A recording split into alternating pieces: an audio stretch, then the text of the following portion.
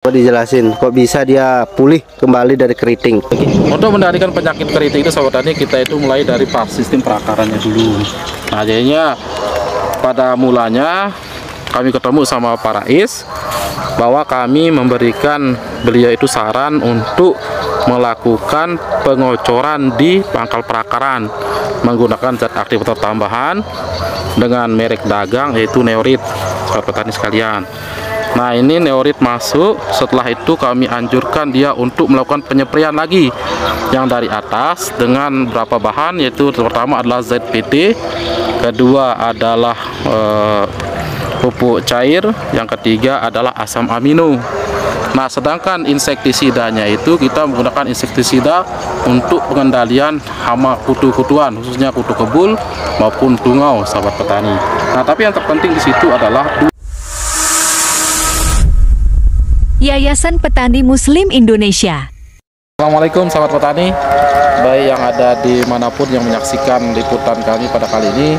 Saat ini kami bersama Bapak Pak Rais ya, Pak Rais.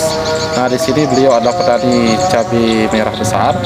Nah jadi sedikit kita review di sini sahabat petani. Dulu ini tanaman cabai ini hampir sekitar 70% ya Pak ya, 70% itu sudah keriting kena hama virus ya, sekitar bulan Oktober.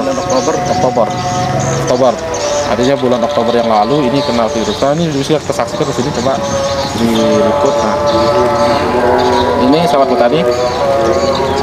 Nah ini kan kalau kita lihat secara performa, kita tidak akan nyangka ini akan bisa naik kan pertumbuhannya. Kalau tanaman-tanaman yang sempat kena keriting atau kena virus itu, ini akan kuning, terus daunnya itu keriting kayak gini, terbanyak bentol-bentol kayak gini, dan mustahil bagi kita untuk bisa mengalami pemulihan atau akan naik. Nah sementara yang kita lihat di sini di tanamannya Pak Rais ini, tanaman ini ada kesempatan atau kita ada peluang atau ada kita optimis melihatnya untuk bisa kembali kebuka daun yang keriting-keriting itu, sehingga akan menjadi tanaman yang cukup normal. Nah ini juga bisa kita lihat nih bekas keriting-keriting. Nah itu ke sana, coba lihat tuh ke arah sana itu. Nah itu, nah ini kan bekas keriting semua ini sahabat petani. Nah mungkin kita geser ke sini bentar nih, ayo. Nah yang lebih nyata ini. Nah ini kan tanaman ini kan keriting ini. Sudah keritingnya mungkin kita sebut dia itu stadium 4 ini. Waduh, batang daun pucuk mudanya bengkok dan sebagainya. Nah ini dari sejak awal ini dari bawah kayak gitu. Nah tapi kita alhamdulillah kita saksikan ini sekarang ini udah mulai ngangkat ini. Nah mungkin dalam berapa minggu atau berapa hari mungkin berapa bulan lah, atau 1 bulan akan datang, ini bisa kita saksikan mungkin bisa seperti ini nanti ke depannya. Bisa seperti ini dia. Nah, tanaman yang udah mulai klorofilnya ngisi dan sebagainya, dan udah mulai bisa berbuah juga secara normal, ini seperti ini. Nah ini makanya kita bilang tanaman ini optimis kita untuk bisa menghasilkan buah yang cukup optimal lah sahabat petani sekalian. Tuh kita saksikan tuh. Memang cenderung tanaman yang pernah terserang penyakit keriting ya cenderung bengkok seperti ini sahabat petani. Nah namun kita kan bisa menikmati buah artinya. Nah dan ini juga cukup bagus buahnya ini, walaupun dia bengkok-bengkok, tidak ada serangan hama ulat buah dan sebagainya atau busuk dan sebagainya. Nah, tapi buahnya cukup lah untuk bisa menaikkan jumlah berapa volume yang akan kita dapatkan dari tanaman ini sendiri sahabat petani. Nah nanti kalau kita lihat ini, saksikan nanti ke atas ini, nanti kalau ini terbuka perkembangan bunga buah baru itu insya Allah pasti ada. Dan itu kelihatan ini. Nah ini kalau ini terbuka nanti perkembangan bunga buah baru pasti akan ada dan cukup normal dibandingkan dengan yang di bawah tadi. Nah kebetulan juga ini Pak Rais baru selesai pupuk sahabat petani. Nah kita lihat tuh. Nah ini selesai pupuk. Nah ini untuk memaksimalkan pertumbuhan dari tanaman yang terkena keriting. Intinya gini sahabat petani, ketika tanaman itu keriting, yang paling utama itu persediaan unsur hara, baik itu pemupukan, baik itu nutrisi berbentuk cair maupun nutrisi berbentuk ZPT dan hormonal, itu adalah kita sediakan secukupnya untuk menyempurnakan pertumbuhan tanaman itu sendiri. Nah kita tidak boleh putus asa walaupun tanaman kita terserang keriting. terus kita rawat, terus kita usahakan semaksimal mungkin untuk mencapai biaya itu bisa berbuah dan menghasilkan untuk mengembalikan biaya yang telah kita keluarkan dalam kegiatan usaha tani kita.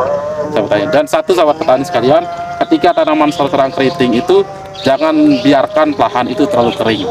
Nah, Pak Rais alhamdulillah tidak pernah membiarkan lahannya terlalu kering, masih tetap lembab, sehingga bisa untuk melarutkan unsur-unsur yang ada tanah untuk membantu proses pertumbuhan tanaman itu sendiri. Nah, seperti itu. Dijelasin kok bisa dia pulih kembali dari keriting. Untuk mengendalikan penyakit keriting itu sahabat tani, kita itu mulai dari sistem perakarannya dulu.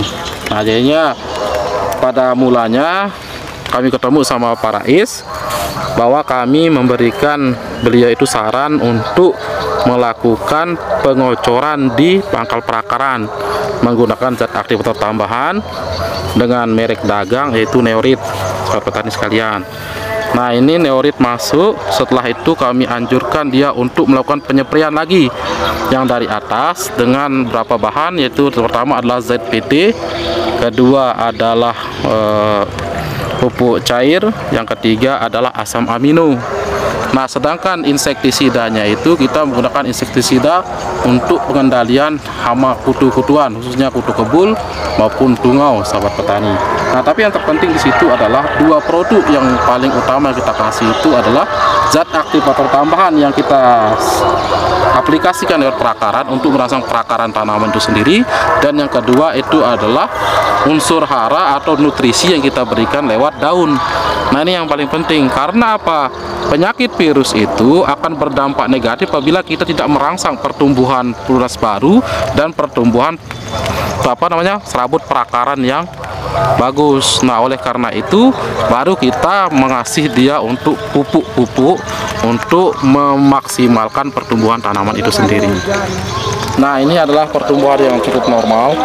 Walaupun dulu ini ada keriting di mana-mana, tapi karena pengendalian terhadap hama keriting itu, khususnya hama kutu-kutu kebul itu bagus, ya Pak Rais menggunakan insektisida yang bagus, alhamdulillah ada yang bisa terselamatkan dan pertumbuhan normal seperti ini. Nah, cuma kendala yang dihadapi sekarang itu adalah karena ini masuk musim hujan dan kondisi cuaca yang tidak menentu, ini kadang hujan kadang panas, dan lebih banyak panasnya daripada hujan pada tahun ini, sahabat petani. Cenderung ada ini namanya adalah penyakit bercak pada tanaman cabai yang biasanya inilah menyerang pada daun-daun yang lebih atas yang di sini. Nah, mungkin nanti bisa kita lihat di sini ada yang ini kayak gini. Ini kan daun atas bukan daun bawah. Nah, untuk solusi nanti di sana aja tuh. Ayo.